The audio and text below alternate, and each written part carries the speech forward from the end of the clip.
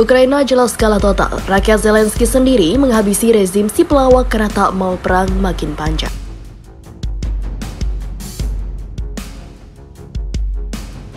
I think it will withstand, and even if not, many Russian soldiers will die there.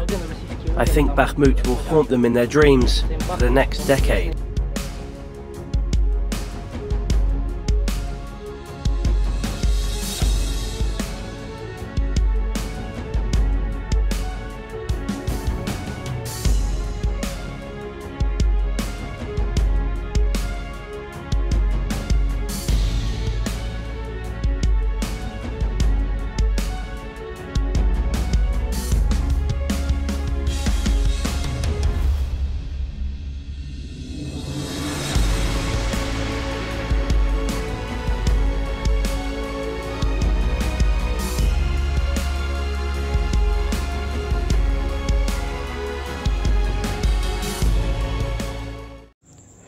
Hai para penonton Central News, sebelum lanjut jangan lupa subscribe dan lanjut tekan tombol Super Thanks. Tombol Super Thanks ada di atas tombol subscribe. Jika Anda ingin mensupport channel kami menyajikan berita yang paling Anda tunggu-tunggu. Terima kasih.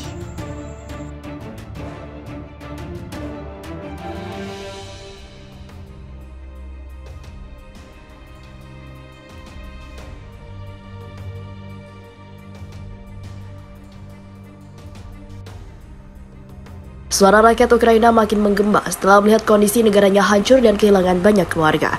Jutaan warga ingin perang usai dan membungkam rezim si pelawak yang makin angkuh dan sombong dengan meminta banyak senjata namun tentaranya tak siap tempur dan bahkan tak mempunyai keahlian serta tak memiliki landasan terbang untuk jet tempur F-16-nya. Hal ini makin memperparah situasi di mana jutaan orang Ukraina akhirnya memilih untuk mengkepung kantor Zelensky di Kiev dan menyeret sebagai penjahat perang dan boneka barat.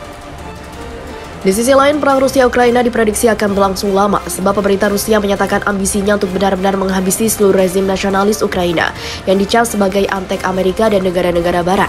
Invasi militer Rusia di Ukraina diklaim memerintah Presiden Vladimir Putin berhasil. Sejumlah wilayah berhasil direbut dan dikuasai tentara Rusia, terutama di daerah Donbas yang menjadi sasaran utama. Masih banyak unit militer Ukraina yang mempertahankan posisinya meskipun di atas kertas kalah kuat dari pasukan angkatan bersenjata Federasi Rusia. Dukungan bersenjata yang dikirim Amerika dan sekutunya dalam Fakta Pertahanan Atlantik Utara setidaknya jadi salah satu penyebab bisa bertahannya pasukan Ukraina. Wakil Ketua Dewan Keamanan Federasi Rusia, Kolonel Dmitry Medvedev, mengatakan invasi militer di Ukraina tidak akan dihentikan sampai seluruh rezim nasionalis berangsur hingga ke akarnya. Kedukungan Barat kepada Ukraina dianggap mantan Presiden Rusia sebagai ancaman utama yang bisa menghancurkan Rusia. Hal ini yang tidak bisa ditoleransi oleh Rusia. Jadi, alasan agresi militer akan tetap dilanjutkan walaupun harus berlangsung panjang. Bahkan, abu darinya harus tetap ada. Kotoran harusnya tidak memiliki kesempatan untuk terlahir kembali dalam keadaan apapun. Jadi, butuh waktu bertahun-tahun bahkan puluhan tahun biarlah. Kami tidak punya pilihan lain. Apakah kami akan menghancurkan rezim politik mereka atau kolektif Barat yang pada akhirnya akan menghancurkan Rusia? Dalam hal ini mereka akan mati bersama, katanya. Lebih lanjut, Medvedev mengatakan perang akan berhenti jika seluruh rezim atau rezim nasionalis Ukraina di bawah komando Presiden Volodymyr Zelensky bertekuk lutut pada Rusia. Sumpah setia kepada Republik Federasi Rusia adalah satu-satunya upaya yang bisa diambil Zelensky dan para pengikutnya. Dan susunan pemerintah Ukraina ini harus dibubarkan. Oleh karena itu, hanya diperlukan likuidasi total aparatur negara dari negara yang bermusuhan ini dan jaminan kesetiaan mutlak di masa depan. Ucap Medvedev dikutip dari Viva Militer dari kantor berita Rusia TASS. Hanya kendali Rusia atas segala sesuatu yang terjadi dan akan terjadi di wilayah bekas negara bagian bendera yang kemungkinan hal ini dilakukan, dan kami akan mencapainya, kata Medvedev.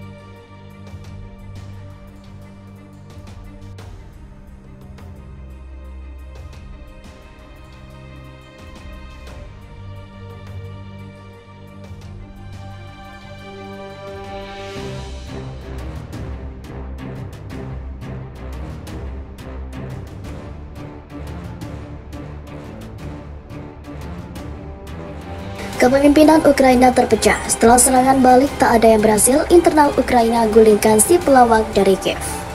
Situasi makin panas di internal Ukraina. Bagaimana tidak, kepemimpinan Ukraina terpecah semua, saling tuduh atas ketidakmampuan mengatasi Rusia dan ketidakmampuan Zelensky menggerakkan segalanya untuk kemenangan Ukraina, dan peran minim Zelensky yang hanya keluar masuk luar negeri dan jarang mengontrol pasukannya ke medan perang tak seperti Putin. Sementara itu, beberapa petinggi Ukraina mulai menggerakkan massa untuk menggulingkan si mantan pelawak dari Kiev untuk mengganti pemimpin yang lebih layak untuk Ukraina. Sementara itu, diketahui serangan balik Ukraina terhadap pasukan Rusia yang tidak berjalan mulus dilaporkan telah menyebabkan kepemimpinan Kiev terpecah menjadi dua kubu. Kubu pertama ingin pasukan Kiev harus mundur, sedangkan kubu kedua ingin tetap maju menolak kritik apapun. Newsweek dalam laporannya pada Rabu menggambarkan dilema yang dihadapi Presiden Ukraina Volodymyr Zelensky, di mana dia sekarang harus memutuskan apakah akan mengambil resiko kegagalan yang mahal atau akan memotong kerugian Ukraina dan menerima kekalahan yang merusak secara politik. Lantaran itulah, lanjut laporan tersebut, kepemimpinan Ukraina terpecah menjadi dua kubu. Kubu pertama bersikeras pasukan Kiev harus mundur dan menunggu serangan Rusia yang diantisipasi pada musim gugur dan musim semi. Sedangkan kubu kedua, termasuk Panglima Militer Jenderal Valery Zaluzhny, ingin melanjutkan serangan balasan sambil menolak kritik apapun sebagai ketidaksabaran yang berakar pada kesalahpahaman. Jelas ada beberapa perbedaan di antara para pemimpin Ukraina tentang strategi militer, kata sumber yang dekat dengan pemerintahan Ukraina. Kemajuan lambat pasukan Ukraina di medan perang juga menyebabkan kegaduhan di kalangan pejabat sipil, di mana permainan saling menyalahkan terjadi di Kiev. Ada perasaan bahwa mereka disesatkan oleh militer dalam hal berapa baik serangan balasan ini akan berjalan, bahwa mereka diberi penilaian yang terlalu cerah dari pihak militer. Mereka tidak senang dengan itu, kata sumber tersebut. Ukraina meluncurkan serangan balik terhadap pasukan Rusia sejak awal Juni, diperkuat oleh ratusan tank yang dipasok barat dan alat barat lainnya. Namun, meskipun pertempuran langit atau sengit berlangsung selama 2 bulan, Kiev belum mendapatkan banyak keuntungan. Menurut Moskow, Ukraina justru kehilangan 43.000 tentara Ukraina sejak dimulainya serangan balik. Para pejabat Kiev telah mengakui kesulitan tersebut, menyalahkan Barat atas keterlambatan bantuan militer, kurangnya dukungan udara, pertahanan Rusia yang terlalu tangguh, dan ladang ranjau yang luas. Dalam beberapa pekan terakhir, banyak media Barat melaporkan bahwa para pendukung Kiev tidak terkesan atau terang-terangan khawatir dengan kemajuan lambat yang diperoleh pasukan Ukraina di medan perang.